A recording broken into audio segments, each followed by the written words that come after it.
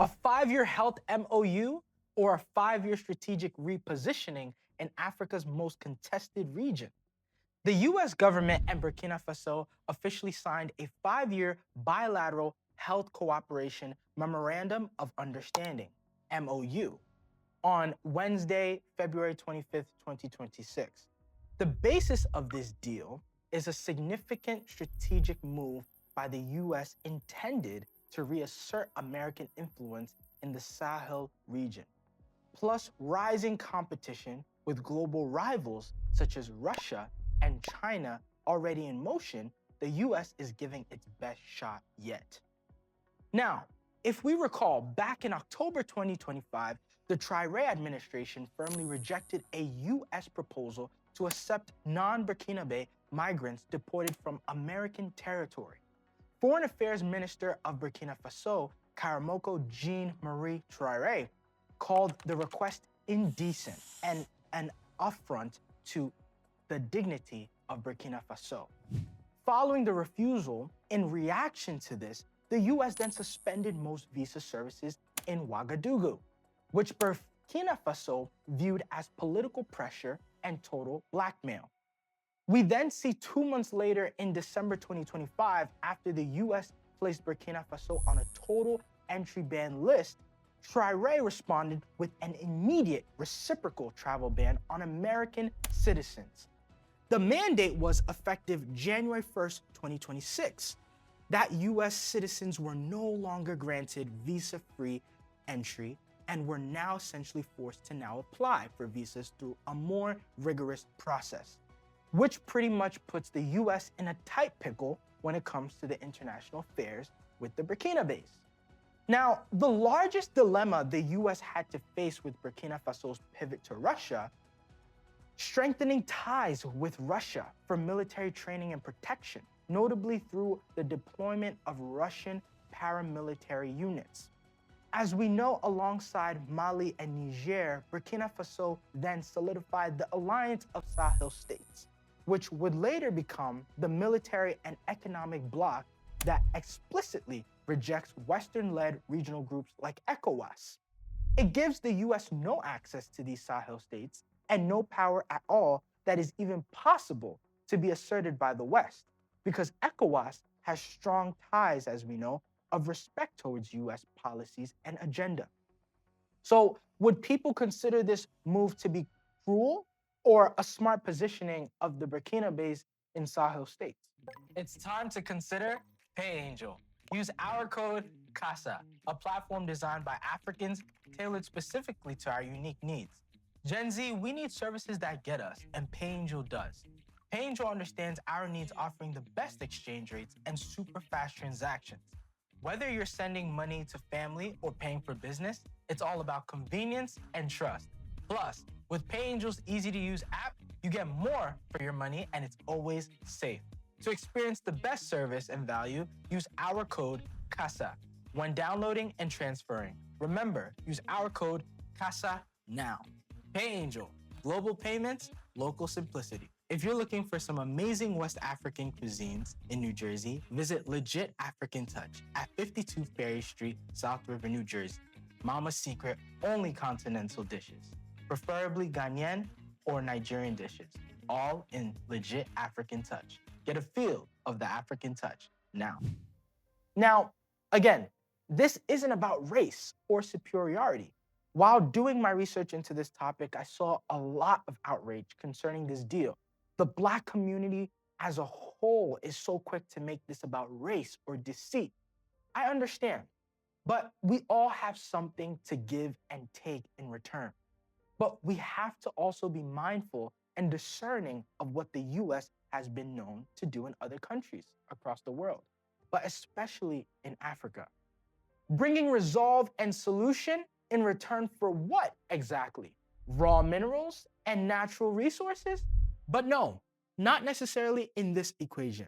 Rather, what I see is economic progression. The recently signed $147 million health deal is being described by analysts as strategic compartmentalization. This is strategic alignment by the Traoré administration. They are willing to accept the US aid for health infrastructure while maintaining a hardline stance against US military and political influence. The Traoré administration is essentially saying, we will accept support for health infrastructure, hospitals, medical systems, public health stabilization, but we are not opening the door to military entrenchment or political interference. That is strategic alignment without full ideological submission. They figured their way here around the soft power antics. They, as in Burkina Faso, they understand how humanitarian aid has historically been used as an entry point for broader influence, especially across parts of Africa.